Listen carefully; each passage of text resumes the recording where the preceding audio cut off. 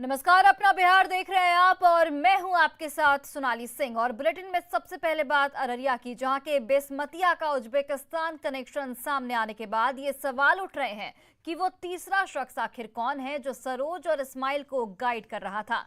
ये सवाल इसलिए कि 3 विदेशी युवतियों को बिना दस्तावेज के भारत में एंट्री मामले में जिन 2 युवकों को गिरफ्तार कर जेल भेजा गया, उनमें मोहम्मद इस्माइल और सरोज शाह के घर जब न्यूज 18 की टीम पहुंची तो एक नई कहानी सुनने को मिली। एक तरफ जहां इस्माइल के परिजन सरोज को दोषी बता रहे हैं, तो दूसरी ओर सरोज के परिजनों का कहना है कि इस्माइल ने सरोज को कहा कि नेपाल चलो, अपनी साली से मिलवाते हैं। इसके बाद वो सरोज को नेपाल के इनरवा ले गया और दोनों ने शराब पी, जिसके बाद दोनों ने उन 3 विदेशी लड़कियों के साथ 900 रुपए में एक ऑटो भाड़ा किया और अररिया आने लगे। इसी दौरान जब वो पत्थरदेवा एसएसबी कैंप होकर भारत में घुस रहे थे, तभी एसएसपी ने कार्रवाई की। अब सवाल ये कि इन दोनों लड़कों को गाइड करने वाला, निर्देशित करने वाला वो तीसरा शख्स आखिर कौन था, क्योंकि इस्माइल के पास से पुलिस ने एक कैमरा लगा चश्मा भी बरामद किया है। आरोपी सरोज शाह के माँ बाप चौक पर सब्जी की छोटी सी दुकान चलाते हैं। बसमतिया गांव में आरोपी सरोज शाह के परिजनों से बातचीत की संवाददाता सतीश कुमार ने। पाकिस्तान मामले में अभी हम सरोज शाह के घर पे हैं, जिस लड़के को पुलिस ने गिरफ्तार कर जो है जेल भेज दिया है। और यह जो परिवार है सरोज शाह का है, वो दूसरा शख्स, पहला शख्स जो है वो मोहम्मद इस्माइल और दूसरा शख्स जिसकी गिरफ्तारी हुई है सरोज शाह, उसका यह घर है। उनके पिताजी हैं जो सब्जी बेचने का काम करते हैं, उनसे सीधे जानते हैं। ये बताइए कि बेटा क्या लगता है कि गलत संगत में फंस गया? जी सर, बेटा हमारा सब्जी बेचता था, हमारे साथ में रहता था। उसको बोले थे हम सब्जी की दुकान लगाना, हम आते हैं बीरपुर से। तो उसके बाद यहाँ नहीं था। वो बोला, जो हमारा दोस्त बोला है जो चलो मेजबानी कहीं जाना है, मेजबानी। कौन दोस्त? वही इस्माइल। तो उनके साथ में वो चला गया, इस्माइल के साथ में। अब कहाँ गया नहीं गया हमको पता नहीं चला। उसके बाद हम जब आए तो देखते हैं सरोज नहीं है घर में। तो हम अपने से दुकान लगाए। उसके बाद जब 6-7 बज गया, शाम हो गया, तो कोई बोलता है जो सरोज वहाँ है फुलकाहा में, उसको पकड़ लिया गया है, एसएसबी वाला पकड़ा है। तो हम लोग विश्वास नहीं किए, नहीं सरोज तो इधर ही होगा, बसमतिया में होगा, कहीं होगा। इस्माइल है, उसकी फैमिली का कहना है कि सरोज बुला कर ले गया, वो फंसा दिया। हाँ, आपका क्या कहना है? हमारा कहना वही है जो वो लड़का ले गया इसको बुला करके, बोला इस्माइल ही ले गया। हाँ, इस्माइल ले गया। लेकिन वो तो कह रहा है कि सरोज ले गया। नहीं, इस्माइल ले गया हमारा लड़का को बुला करके। बोला चलो दोस्त से काम है, मेहमान आने वाला है, थोड़ा काम है, चलो। तो ये लड़का उसी के साथ में से चला गया। जब नहीं आया तो हम देखते हैं, अरे अभी तक नहीं आया, दुकान हम ही को लगाना पड़ा। तब तो हम अपने से दुकान लगाए। इस्माइल का, उसका कैसा लड़का है इस्माइल? और हमको मालूम नहीं था, हम तो अपना सब्जी बेचने में लगे रहते हैं। लेकिन लड़का लोग साथ साथ रहता है और क्या क्या करता है साथ साथ में, वो हमको मालूम नहीं है। मेरा भाई, छोटा भाई, उसको बोला जाइए वहाँ पे दुकान लगा दीजिएगा। तो बोला ठीक है, हम जाएंगे वहाँ पे लगा देंगे। यहाँ पे आया, फिर यहाँ पे लगाने लगा। मेरा पापा बोला हम जा रहे हैं बीरपुर। बोला ठीक है जाइए आप, हम लगा देंगे। इसके बाद कॉल आया उसको, ये चल गया वहाँ पे। आप लोग कब मालूम हुआ गिरफ्तार हो गया दोनों? हम लोग को 7-8 बजे शाम में पता चला। हाँ, हम क्या लोग लगता है गलत संगत में था वो आपका भाई? नहीं सर, मेरा भाई तो हमको नहीं लगता, वही फंसाया है, सब कुछ वही किया है। तस्वीर में साफ तौर पर आपने देखा कि एक तरफ जहां मोहम्मद इस्माइल का जो परिवार है वो बता रहा है कि सरोज ले गया उसको, वहीं सरोज के अभी जो परिजनों से हमने बात की, इन लोगों का साफ तौर पर कहना है कि मोहम्मद इस्माइल ही लड़कियों को वहां से लाया, उसके बाद जो है सरोज को उसने फ़ोन किया। अब यह मामला कहां तक जाता है देखना होगा। सतीश कुमार, न्यूज़ 18, बसमतिया, अररिया। और देखिए, एनजीटी की आपत्ति के बाद बिहार सरकार ने पटना समेत 6 जिलों में बालूघाट की होने वाली नीलामी पर रोक लगा दी है। सरकार का आदेश था कि जब तक घाटों की नीलामी का काम पूरा नहीं होगा, तब तक बालू का खनन पूरी तरीके से बंद रहेगी। लेकिन राजधानी पटना में सरकार की नाक के नीचे दीघा घाट के बगल में जेपी सेतु के नीचे बालू का अवैध खनन जोरों पर जारी है और इसे देखने वाला भी कोई नहीं है। यह हाल तब है जब जेपी सेतु से अधिकारी से लेकर मंत्री तक गुजरते हैं। दीघा थाना भी बगल में ही है, लेकिन किसी को भी ये तस्वीर नहीं दिख रही। जिस बालू के अवैध खनन में कई अफसर नप गए, उस बालू के खनन को लेकर माफियाओं में कोई खौफ नहीं है। संवाददाता संजय कुमार की इस रिपोर्ट को देखिए। बालू के अवैध खनन को लेकर न जाने कितने अफसर नप गए, और अगर डर किसी को नहीं है तो वह है बालू माफिया। आपको हमारी बात पर शायद यकीन भी नहीं होगा अगर हम आपको ये तस्वीर नहीं दिखाते। देखिए, ये पटना की तस्वीर है, गंगा नदी की तस्वीर है, और यहाँ पर 3 दर्जन से अधिक नावें जो हैं वो तस्वीर में कैद हो रही हैं बालू के अवैध खनन को लेकर। गंगा में बालू का खनन नहीं करना है, एनजीटी ने साफ तौर पे मनाही की हुई है। बगल में दीघा थाना है, इसके बाद हाजीपुर भी पड़ता है, लेकिन जेपी सेतु से यह तस्वीर चौंकाती है, दिन दहाड़े बालू की डकैती की। देखिए, यहाँ से जैसे ही न्यूज़ 18 की टीम पहुँची है, हमने तस्वीरों को कैद करना शुरू किया है। उसके बाद कई नावें यहाँ से निकल गई हैं। तस्वीरों में देखिए, कई नावें जो हैं वो यहाँ से बालू लोड कर जा रही हैं। कुछ नावें इधर भी चली गई हैं, लेकिन कई नावें अभी भी वहाँ पर खड़ी हैं, यानी बालू का खनन जारी है। हमें ये तस्वीर दिख जाती है, पुलिस को क्यों नहीं दिखती, प्रशासन के लोगों को क्यों नहीं दिखती, ये हैरानी होती है। क्या किसी बगैर सरपरस्ती के, बगैर संरक्षण के बालू का ये अवैध खनन संभव है? शायद नहीं। और अगर संरक्षण नहीं भी है तो आपको ये बालू का जो खनन हो रहा है ये क्यों नहीं दिख रहा है? कई सवाल हैं। जनक राम मंत्री हैं, उनसे जब पूछा जाता है तो वो कहते हैं कि मुझे जानकारी मिलेगी, एक्शन लूंगा, न्यूज़ 18 बेहतर काम कर रहा है। लेकिन हमें बराबर ये दिख जा रहा है, जनक राम कई बार जेपी सेतु से होकर आते जाते रहते हैं, उन्हें गोपालगंज जाना होता है, ये तस्वीर उन्हें क्यों नहीं दिखती? मंत्री हैं खनन विभाग के, एक बड़ी जिम्मेवारी है बालू के अवैध खनन को रोकना।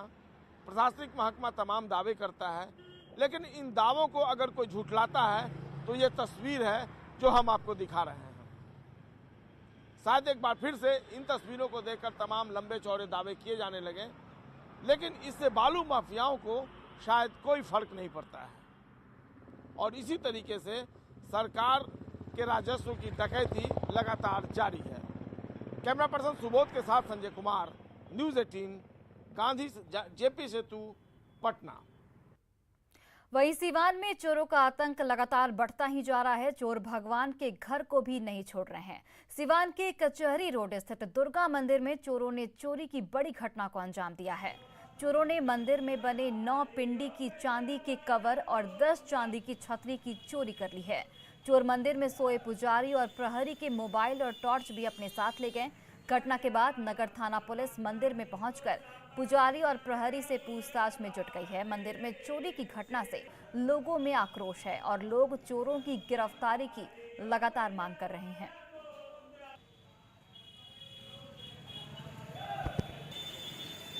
मुकुट था, नोट और चांदी का ही छतरी था। आप राधे कृष्ण मंदिर में सोते हैं? हाँ, राधे कृष्ण। और चोरी हुई है दुर्गा जी के माता जी के पास से। क्या चाबी आपके पास रहता है? चाबी हमारे ही पास। आपके पास से चाबी गायब हो गया, आपको पता नहीं चला? नहीं सर, चाबी और मोबाइल दोनों गायब। यहाँ 9 पिंडी का कवर था चांदी का, वो चोरी हुआ है, और 10 ठो चांदी का छतरी चोरी हुआ है। ये घटना रात में की है। सीतामढ़ी के पुपरी स्थित जनकपुर रोड रेलवे स्टेशन के नजदीक रहने वाले लोग रोजाना मौत से आंख मिचौली का खेल खेलते हैं। प्रशासनिक उदासीनता की वजह से ओवरब्रिज अब तक नहीं बन सका है, जिसको लेकर स्थानीय लोगों को ट्रैक से ही होकर गुजरना पड़ता है। ट्रेन खड़ी होती है तो लोग ट्रेन के नीचे से आते जाते हैं। एक रास्ता है भी तो वो काफी दूर है। संवाददाता राकेश रंजन की इस रिपोर्ट को देखिए। इस वक्त मैं मौजूद हूँ सीतामढ़ी के पुपरी अनुमंडल में, और पुपरी अनुमंडल में जनकपुर रोड रेलवे स्टेशन स्थित है, और जनकपुर रोड रेलवे स्टेशन के ठीक इस तरफ दास मोहल्ला है और इस मोहल्ला के लोगों को आने जाने का कोई रास्ता नहीं है, तो यहाँ पर घंटों खड़ी जो मालगाड़ी गाड़ियां होती है, रेलवे की गाड़ियां होती है, मालगाड़ी बाल से लदी हुई, उसी के नीचे होकर लोग आते जाते हैं और नजारा बेहद खतरनाक इसे कहा जा सकता है, क्योंकि ट्रेन घंटों यहाँ पर खड़ी रहती है और हॉर्न बजा के अचानक चल पड़ती है। आप तस्वीर देख सकते हैं, ये मालगाड़ी है और यह अचानक चल पड़ी है और उससे कुछ देर पहले लोग इसी मालगाड़ी के नीचे होकर स्टेशन पार करके उस ओर जाते थे। तो कहा जा सकता है लोग अपनी जिंदगी को दांव पर लगाकर इस मालगाड़ी के नीचे से जाते हैं और खतरनाक इसे कहा जा सकता है, क्योंकि रेलवे के विभाग के द्वारा भी लगातार लोगों को निर्देश दिया जाता है कि जो रेलवे क्रॉसिंग है उसको पार करने के दौरान लगातार सावधानी बरते, लेकिन रेलवे अधिकारियों के द्वारा इसका कोई बेहतर इंतजाम नहीं किया जाता है और नतीजा ये होता है कि लोगों की जिंदगी काफी मुश्किलों में है और लोग इसी तरीके से रोजमर्रा की जिंदगी में यहाँ इसी मालगाड़ी के नीचे से होकर रोज अपने कामकाज के लिए रेलवे स्टेशन के उस तरफ से जाते हैं, क्योंकि रास्ता तो है लेकिन वो काफी दूर पड़ता है और नतीजा ये है कि लोग किसी तरीके से सड़क पार इसी तरीके से करते हैं। डर के बीमार हो जाएंगे और यहाँ के जो पदाधिकारी हैं वो सौदागर हैं। ये इस पे बहुत सारा आवेदन पड़ा, बहुत सारा आंदोलन हुआ, न कोई पदाधिकारी है न कोई प्रशासन है, आम नेता सब भी वादा खिलाफी इस पे बहुत सारा करते हैं। हम लोग बीकेपी इंस्टीट्यूट का स्टूडेंट है, हम लोग यहाँ रूम लेकर के रहते हैं। यहाँ से जब भी हम लोग को रोड पर उस पार जाना होता है, क्रॉस करना होता है, बहुत ज्यादा समस्या होता है। अंदर से जाते हैं बहुत ज्यादा, लाइफ पूरा मतलब रिक्स पे ही जाते हैं, रिक्स खेल रास्ता नहीं है, रास्ता कोई रास्ता नहीं, रास्ता है तो काफी दूरी है, वहाँ से जाना पड़ता है। शॉर्टकट। हाँ शॉर्टकट। राकेश रंजन, न्यूज 18 सीतामढ़ी। और आज लौह पुरुष सरदार पटेल की जयंती है और इस मौके पर पटना में जयंती समारोह का आयोजन किया गया। इस जयंती समारोह में राज्यपाल फागू चौहान, मुख्यमंत्री नीतीश कुमार, उप मुख्यमंत्री तारकिशोर प्रसाद समेत राज्य सरकार के कई मंत्रियों और अधिकारियों ने भाग लिया। सीएम नीतीश कुमार ने कहा कि देश के निर्माण में सरदार पटेल की अहम भूमिका थी और वो हमेशा याद रखी जाएगी। जयंती है उनकी और इनकी जो भूमिका है देश के निर्माण में, जो देश एकजुट हुआ है, इसको सब दिन के लिए लोग हमेशा इस बात को याद रखेंगे और जो भी उनकी आज़ादी की लड़ाई में जो भूमिका है वो हमेशा इन सब चीज़ों को नई पीढ़ी को जानने की बात है और हम लोगों की इच्छा है पूरे तौर पर कि नई पीढ़ी पूरे तौर पर इनकी सारी भूमिका आज़ादी और आज़ादी के बाद इस राष्ट्र के निर्माण में जो उनकी सबसे बड़ी भूमिका थी उसको हमेशा याद रखें। और देखिए, तारापुर और कुशेश्वर स्थान की जनता ने अपना फैसला लॉक कर दिया। 17 प्रत्याशियों की किस्मत ईवीएम में कैद हो गई है। अब नतीजा 2 नवंबर को आएगा। पिछले 2 चुनावों के मुकाबले इस बार दोनों सीटों पर वोटिंग कम हुई, लेकिन जनता का उत्साह गजब का दिखा। इन सबके बीच अब जीत के दावे भी शुरू हो चुके हैं।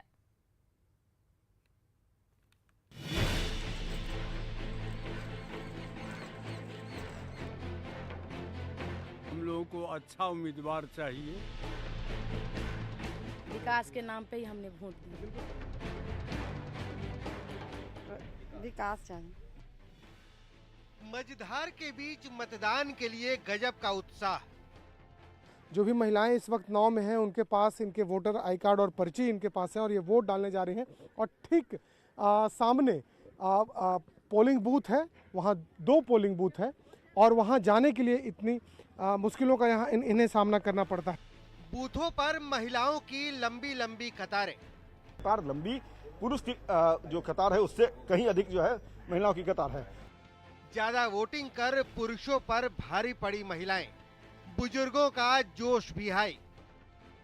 जरूरी है, ये बहुत जरूरी है। एमएलए है, एमपी है, मुखिया तो बहुत। यही लोकतंत्र की ताकत है और खूबसूरती भी।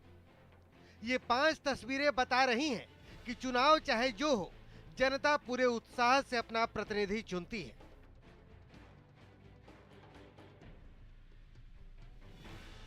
तारापुर और कुशेश्वर स्थान की जनता ने अपने इरादे पर मुहर लगा दिया। मुंगेर जिले के तारापुर विधानसभा सीट से 8 प्रत्याशी मैदान में हैं, जबकि दरभंगा के कुशेश्वर स्थान सीट पर 9 प्रत्याशी भाग्य आजमा रहे हैं।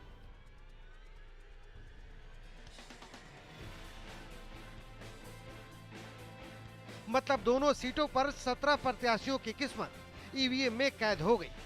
जनता ने अपना फैसला लॉक कर दिया है। जनादेश 2 नवंबर को आएगा, लेकिन उसके पहले ही दावों का दंगल शुरू हो चुका है। रिजल्ट को लेकर जब मुख्यमंत्री नीतीश कुमार से पूछा गया तो उन्होंने मुस्कुराते हुए कुछ नहीं कहकर भी सब कुछ कह दिया। देखे हैं तो विधानसभा का उपचुनाव उस पर कुछ बात करने की क्या जरूरत है? अरे जनता मानेगी, इस सब पर बात नहीं किया जाता। कुछ लोग ऐसे ही बोलते रहते हैं। हालांकि आरजेडी को लोगों के इस उत्साह में अपनी जीत दिख रही है।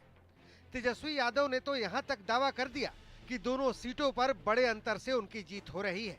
कि दोनों सीटों से हम जीत रहे हैं और जीत का अंतर भी बड़ा होगा। हर जात के, हर वर्ग के, हर धर्म के लोगों का वोट हम लोगों को मिल रहा है। अब नतीजे ही बताएंगे कि किसके दावों में कितना दम है। जनता के जनादेश के लिए अभी 2 दिन इंतजार करना होगा। कुशेश्वर स्थान से शैलेंद्र और विपिन और तारापुर से अमित कुमार और अरुण कुमार की रिपोर्ट। रोहतास जिले के डेहरी में सोन नदी के किनारे छठ घाटों की अब तक सफाई नहीं हुई है। सोन नदी से लगातार बालू के अवैध खनन की वजह से कई घाट खतरनाक हो चुके हैं। नगर पूजा समिति ने 27 घाटों का चयन किया है और साफ सफाई के लिए प्रशासन को घाटों की सूची सौंप दी है, लेकिन अब भी सफाई का काम शुरू नहीं हो पाया है। हालांकि अधिकारियों का दावा है कि पूजा से पहले स्थिति में सुधार कर ली जाएगी। आपका जो भी 27 घाट है, ये घाट को दुरुस्त करवा दे, बनवा दे, और जो भी महिलाओं को कपड़ा बदलने के लिए जो हमारा ये टेंट लगता है उसके लिए व्यवस्था कर दे। गहरा पानी में लाल कपड़ा से इंडिकेटिंग करवा दें। और ये जो मिट्टी भरना है, जो मथुरी पुल से लेकर 1 नंबर वार्ड तक एकदम घाट की स्थिति। और फिलहाल इस बुलेटिन में बस इतना ही। आप देखते रहिए न्यूज़ 18 बिहार झारखंड।